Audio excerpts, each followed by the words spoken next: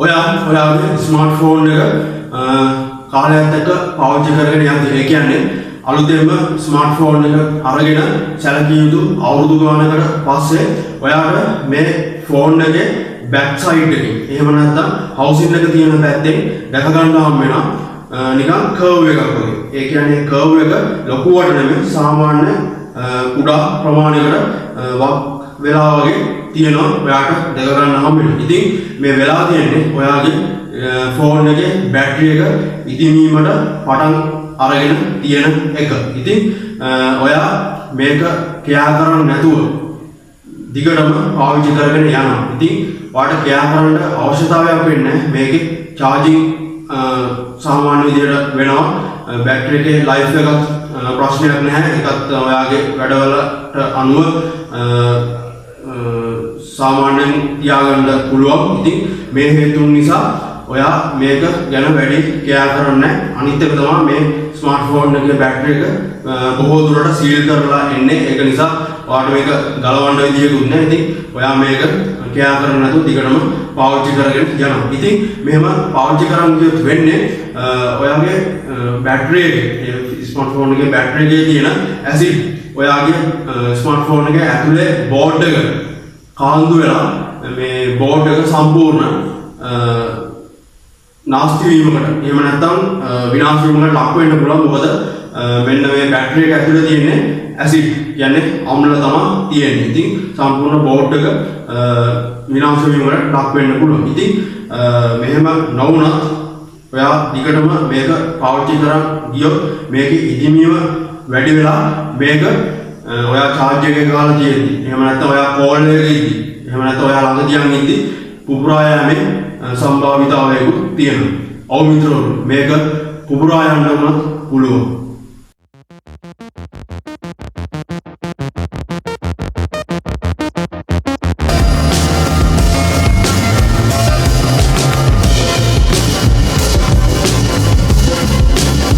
අලුත් වීඩියෝ එකක ඔයාව ඉතාම සාදරයෙන් පිළිගන්නවා රැපියා විසහන් මගේ YouTube channel එකට. ඉතින් මෙන්න මේ channel එකේ ඔයාලට බලා ගන්න පුළුවන් මෙන්න මේ වගේ තාක්ෂණික වීඩියෝස්. ඉතින් channel එකට අලුත් කෙනෙක් නම් අද නම් මගේ වීඩියෝ එකක් බලන්න අනිවාර්යයෙන්ම subscribe කරන්න bell notification click කරලා all දාලා තියාගත්තොත් ඔයාට මම වීඩියෝ එකක් දාපු ගමන් notification එකක් විදියට ඔයාලටම වීඩියෝ එක ගෙන්න ගැනීමේ හැකියාව තියෙනවා. ඉතින් ඔයාලගේ subscribe එක මට ඉස්සරහා වැඩවලට ලොකු motivation එකක් වෙනවා. ඉතින් මට මගේ channel එක subscribe කරලා සහයෝගයක් දෙන්න කියලා ඔයාලගෙන් ඉල්ලීමක් කරනවා. ඉතින් අද කතා කරන්නේ මුලින්ම කිව්වා වගේ මෙන්න මේ බැටරි එක ඉදිමෙන්න හේතුව මොකද කියලා. එහෙනම් වැඩි කතාවක් නැතුව වීඩියෝ එකට යමු. වීඩියෝ එක skip කරන්නේ නැතුව සම්පූර්ණයෙන්ම බලන්න. එහෙම skip කරලා බලුවොත් ඔයාලට තේරෙන්නේ නැති වෙයි මොකද්ද මේකේ ඇත්තම කතාව කියලා. ඉතින් වැඩි කතාවක් නැතුව අපි යමු වීඩියෝ එකට. ඉතින් මෙන්න මේ බැටරි එක ඉදිමෙනවා කියන එක පිටි බලපුවම නිකන් සාමාන්‍ය දෙයක් වගේ වුණාට මේකේ ලොකු භයානකමක් අවදානමක් තියෙනවා. ඉතින් මේ වීඩියෝ එකේ ඉස්සරහට යද්දී ඔයාලට හොඳටම පැහැදිලි වෙයි මොකද්ද මෙන්න මේ බැටරි එක ඉදිමීම සාමාන්‍යයෙන් දකින්නට වඩා මොකද්ද එහාට ගිය අවදානම් තත්ත්වය කියලා. ඉතින් වීඩියෝ එක අන්තිම වෙනකම් බලන්න. ඉතින් අපි කතා කරමු ඉස්සෙල්ලාම මෙන්න මේ බැටරි එකේ රසායනික පදනම. ඒ කියන්නේ කොහොමද මේ බැටරි එක හැදිලා තියෙන්නේ කියලා. ඉතින් ප්‍රධාන වශයෙන්ම මෙන්න මේ බැටරි එක හැදිලා තියෙන්නේ ලිතියම් අයන් වලින්. මීට අමතරව තව කෙමිකල්ස් වර්ග තියෙනවා. ඉතින් වැඩි දුර මම මේ වීඩියෝ එකේ මෙතන කතා කරන්න යන්නේ. මම අනිවාර්යෙන් ඉස්සරහට ඔයාලට වීඩියෝ එකක් අරන් එන්න. බැටරි එකේ ඇතුලේ කොහොමද ක්‍රියාකාරීත්වය වෙන්නේ ව්‍යුහය එන්නේ ඒ සම්බන්ධයෙන් වෙන වීඩියෝ එකක් අරන් එන්න. ඉතින් මම මෙතනදී ඒක කතා කරන්නේ මම කතා කරන්නේ මේ බැටරි එක ඉදිවෙන්න බලපාන සාධක ඒ දේවල් ටික. ඉතින් ලිතියම් අයන් වලින් තමයි මේක ප්‍රධාන වශයෙන්ම හැදිලා තියෙන්නේ.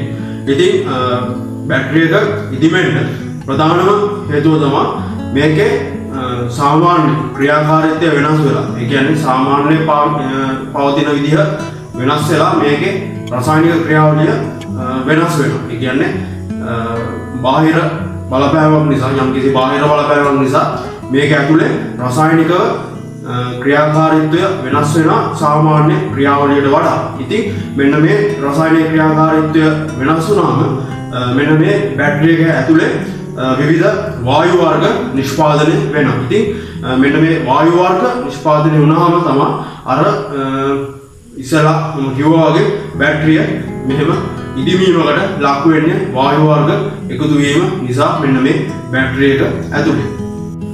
ඉතින් guys මෙන්න මේ බැටරි එක ඉදිමෙන්න ප්‍රධාන වශයෙන්ම හේතු දෙකක් බලපානවා.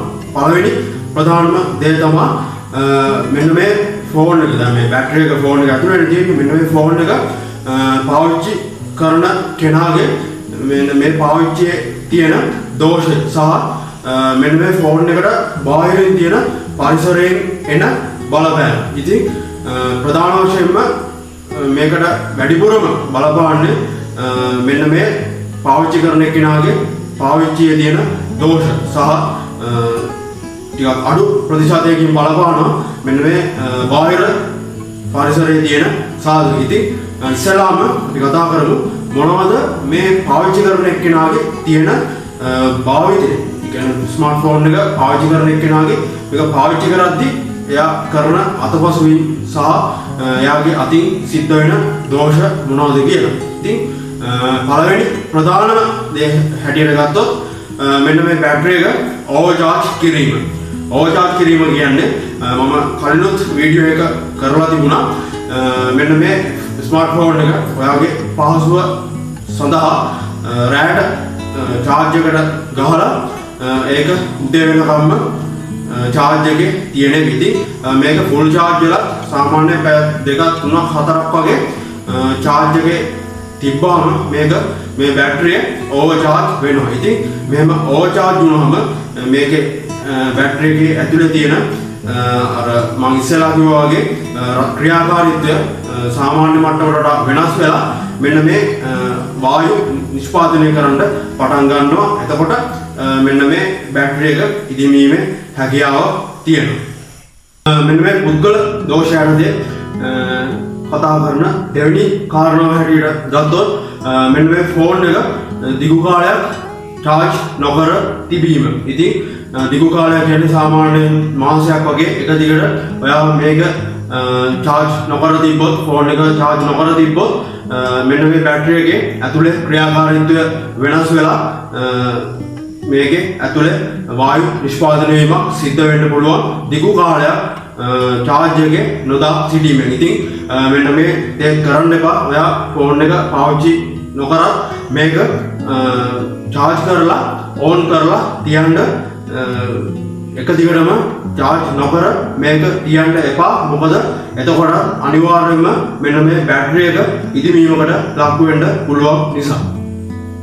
ඉතින් පුද්ගල දෝෂ යටතේ තුන්වෙනි කාරණාව හැටියට ගත්තොත් ඔයාගේ මේ ස්මාර්ට්ෆෝන් එකේ තියෙන බැටරි එක මොනවා හරි අත්වැරදීමක් නිසා ඔයාගේ අතින් පල්ලෙහාට වැටුණොත් හෝ තැලීමකට එහෙම නැත්නම් අධික උෂ්ණත්වයකට මේක වාජනය වුණොත් ඒ මෙන්න මේ බැටරි එක කාලයක් යනකොට ඒ කියන්නේ අඩු කාලෙකින් සැලකිය යුතු අඩු කාලෙකින් ඉදිමීමකට ලක් වෙන්න පුළුවන්. මොකද මෙන්න මේ බැටරි එක ඩැමේජ් වුණාම මේකේ ඇතුලේ තියෙන ක්‍රියාකාරීත්වය වෙනස් වෙලා මනුෂ්‍යලා කිව්වා වගේ මේකේ වායු පිරීමකට ලක් වෙලා මේක ඉදිමීමකට ලක් වෙන්න පුළුවන්. ඉතින් හැකිතාක් අවම කරගන්න මෙන්න මේ ෆිසිකල් ඩැමේජ් එහෙම නැත්නම් අර වැටෙන ඒවා එතකොට කැලෙන ඒ වගේ දේවල් ගොඩක් අඩු කරගන්න එහෙම අඩු කරගත්තොත් ඔයාගේ මෙන්න මේ බැටරි එක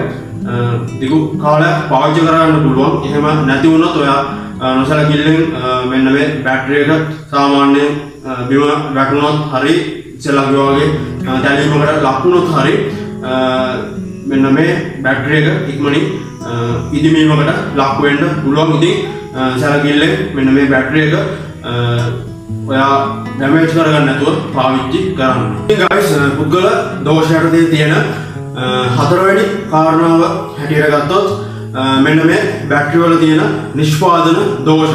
ඉතින් ඒකට ඉතින් පාවිච්චි කරන එක්කෙනාට කරන්න දෙයක් නැහැ. ඒක ඒ සමාගමේ නිෂ්පාදන දෝෂ නිසා මෙන්න මේ වගේ බැටරි එක ඉදීමීමකට ලක් වෙන්න පුළුවන්. ඉතින් එහෙම වෙනවා නම් සාමාන්‍ය ෆෝන් එකකට වොරන්ටි කියන්නේ වගකීම් කාලයක් දෙනවා. ඒ කාලය ඇතුළත මෙහෙම සිද්ධ වුණොත් මේක ඒ දැනට ඒ ආයතනයට යවලා ඔයාට අලුත් බැටරි එකක් හෝ එහෙම නැත්නම් අලුත් ෆෝන් එකක් ලබා ගැනීමේ හැකියාව තියෙනවා. මේ යටතේ තියෙන පස්වෙනි කාරණාව හැටියට ගත්තොත් ගන්න පුළුවන් මෙන්න මේ බැටරි එකේ කාලය. ඒ කියන්නේ ඔයා මෙන්න මේ බැටරි එක කොච්චර කාලයක් පාවිච්චි කරාද කියන එක. ඉතින් සාමාන්‍යයෙන් අවුරුදු 5 6 7 8ක් වගේ මෙන්න මේ බැටරි එකට වෙනවනම් මේකේ මේ බැටරි එකේ ආයු කාලය අඩු වීම නිසා මෙන්න මේ තත්ත්වය ඇති වෙන්න පුළුවන්. ඉතින් මෙන්න මේ තත්ත්වවලදී ඔයා කරන්න ඕන ඔයාගේ බැටරි එක ඉක්මනින් ෆෝන් ෂොප් එකට දීලා මාරු කරලා අලුත් බැටරි එකක් අරන් මෙන්න මේ දුරකථනය පාවිච්චි කරගෙන යන එක. ඉතින් ඒක අනිවාර්යයෙන්ම කරන්න. මොකද මේ පරණ බැටරි එක ගොඩක් ෆෝන් එකේ තියන්න එපා. අර මුලින්ම කිව්වා වගේ ඇසිඩ් කාන්දු වෙලා ඔයාගේ බෝඩ් එක උනත් ඩැමේජ් වෙන්න පුළුවන් වෙන නිසා. ඉතින් දැන් මම කතා කරන්නේ මොනවද මෙන්න මේ බැටරි එකේ ඉදිමෙන්න බලපාන බාහිර සාධක කියලා. ඒ කියන්නේ බාහිර පරිසරයෙන් මෙන්න මේ බැටරියට ඇති කරන බලපෑම මොකක්ද කියලා. ඉතින් ප්‍රධාන වශයෙන්ම ගත්තොත් බාහිර පරිසරයේ තියෙන උෂ්ණත්වය තමයි මෙන්න මේ බැටරි එක ඉදිමෙන්න ප්‍රධාන වශයෙන්ම බාහිර සාධකයක් ලෙස බලපාන්නේ. අනිත් සාධක වලට සාපේක්ෂව 98%ක්ම බලපාන්නේ මෙන්න මේ බාහිර පරිසරයේ තියෙන උෂ්ණත්වය. මොනවාද මේ බාහිර පරිසරයේ තියෙන උෂ්ණත්වය කියලා කියන්නේ? ඔයා හිතන්න ඔයා මෙන්න මේ ඔයාගේ ෆෝන් එක ඔය හරි වාහනයක් ඇතුලේ දාලා යනවා කියන. ඉතින් මෙන්න මේ වාහනේ ගොඩක් රස්නයක එහෙම නැත්නම් අවුවේ තියනවා කියලා හිතන්නකො. ඉතින් මෙන්න මේ වාහනේ ඇතුලේ තියෙන ස්මාර්ට්ෆෝන් එක අර වාහනේ තියෙන ඇතුලේ තියෙන උෂ්ණත්වයට සාපේක්ෂව ඒක රත් වෙන්න ගන්නවා. ඉතින් මෙන්න මේ ෆෝන් එක රත් වෙනවා කියන්නේ මෙන්න මේ බැටරි එකේ රසායනික ක්‍රියාවලිය සම්පූර්ණ වෙනස් වෙලා මේකෙන් ඇතුලේ වායු නිෂ්පාදනය කරන්න පටන් ගන්නවා බාහිර පරිසරයේ තියෙන උෂ්ණත්වය වැඩි වීම නිසා. ඉතින් වාහනේ ඇතුලේ තියෙනවා කියන්නේ හිතන්නකො ඒක අවුවේ තියෙන්නේ කියලා වාහනේ. ඉතින් අවුවට වාහනේ ඇතුලේ රත් වෙනවා. රස්නේ පිට වෙන්න තැනක් නැහැ. ඉතින් ඒ රස්නෙම ඔයාගේ ෆෝන් එකට බලපාන. ඉතින් මෙන්න මේ බලපෑම නිසා ඔයාගේ ෆෝන් එකේ බැටරි එකේ අර මම ඉස්සෙල්ලා කිව්වා වගේ රසායනික ක්‍රියාවලිය වෙනස් වෙලා මෙන්න මේ වායු නිෂ්පාදනය කරන්න පටන් ගන්නවා. ඉතින් මෙන්න මෙහෙම වායු නිෂ්පාදනය පටන් ගැනීම නිසා කාලයත් එක්ක ඔයාගේ මේ බැටරි එක ඉදිමීමකට ලක් වෙන්න පුළුවන්. ඉතින් මෙන්න මේ වගේ තැන්වල මෙන්න මේ ෆෝන් එක තියන්න බා. ඔයා ළඟම මෙන්න මේ ෆෝන් එක කියන්නේ උදාහරණයක් වශයෙන් තමයි මම ඒ වාහනේ උදාහරණය ගත්තේ. ඉතින් මෙන්න මේ වගේ තැන්වල ෆෝන් එක තියන්න නැතුව ඔයා ගාවින්ම මෙන්න මේ ෆෝන් එක තියාගන්න. එතකොට මෙන්න මේ උෂ්ණත්වය කියන එක රොබෝට මෙන්න මේ ෆෝන් එකට බලපාන්නේ නැහැ. ඉතින් guys දැන් මම කතා කරන්නේ ඔයා මෙහෙම ඔයාගේ ෆෝන් එකේ බැටරි එක ඉදිමුණොත් ඔයා මොකද්ද කරන්න ඕන කියන එක සම්බන්ධයි. ඉතින් මෙන්න මෙහෙම ඔයාගේ ෆෝන් එකේ බැටරි එක ඉදිමිලා වගේ තියෙනවා නම් මේක charge කරන්න යන්න එපා. පාවිච්චි කරන්න යන්න එපා. මොකද මෙන්න මේ බැටරි එක මම අර කලින් කිව්වා වගේ පිපිරීමකට ලක් වෙන්න පුළුවන්. මේකේ ඇතුලේ තියෙන වායු ප්‍රමාණය වැඩි වෙනවා. ඊට අමතරව දීර්ඝකාලීනව ඔයා මේක පාවිච්චි කරුවොත් මෙන්න මේකේ තියෙන ඇසිඩ් වර්ග කියන්නේ අම්ල වර්ග ඔයාගේ ෆෝන් එකට කාන්දු වෙලා ඔයාගේ ෆෝන් එකේ බෝඩ් එක උනත් සම්පූර්ණයෙන්ම ඩැමේජ් වෙලා විනාශ වෙන්න පුළුවන්. ඉතින් ප්‍රධාන වශයෙන්ම මේක charge කරන්න එපා. මොකද පිපිරීමකට උනත් ලක් වෙන්න පුළුවන්. ඊට අමතරව දීර්ඝකාලීනව මේක පාවිච්චි කරන්න යන්න එපා. මොකද ඒකේ තියෙන කියන්නේ බැටරි එකේ තියෙන අම්ල වර්ග ඔයාගේ ෆෝන් එකට කාන්දු වෙලා සර්කිට් එක විනාශ වෙන්න පුළුවන් නිසා. ඉතින් ඔන්න ඔය ටික තමයි අද මේ වීඩියෝ එකෙන් ඔයාලට මට කියන්න ඕන ඉතින් thank you වීඩියෝ එක අන්තිම වෙනකම් බලුවාට ඉතින් මෙන්න මේ වීඩියෝ එකකින් ආයෙ හම්බ වෙනකම් ඔයා stay safe goodbye